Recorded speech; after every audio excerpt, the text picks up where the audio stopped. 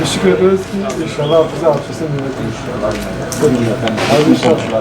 Yorulmadı yeri var. Hepsini Antalya'da. Emre Antalya'nın oğlu yeğenim. Hayırlı işler. Mehmet de bizim burada şey var. Cumali abi var. Biz inşallah bir ticaret muhabbeti yapacağız. İnşallah iyi oldu zaten. Geldi böyle babası için de iyi oldu. Yani rızkın onda 9'u ticaretle kadar. Hiç ben bu konuda mazlumum. Böyle gerek yok. Hayırlı işler. Genel başkan vekili. Hoş geldiniz abi. Nasılsınız? İyi abi, Allah razı olsun. Çok iyi. Çok şükür hamdolsun.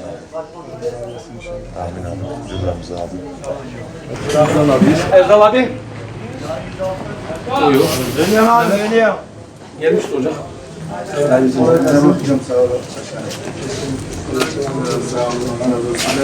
Memnun olduk. Karşınızda inşallah.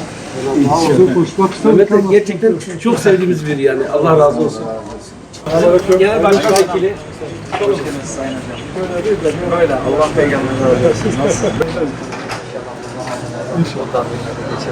İnşallah. Allah peygamberine razı olsun. Yok, biz sabredeceğiz inşallah. Yani mutlaka sabrın sonu selamet. İnşallah. Çok memnun oldum. Allah razı olsun. Evet, abi. Onlar tanışıyor da ben de orada çalışıyorum.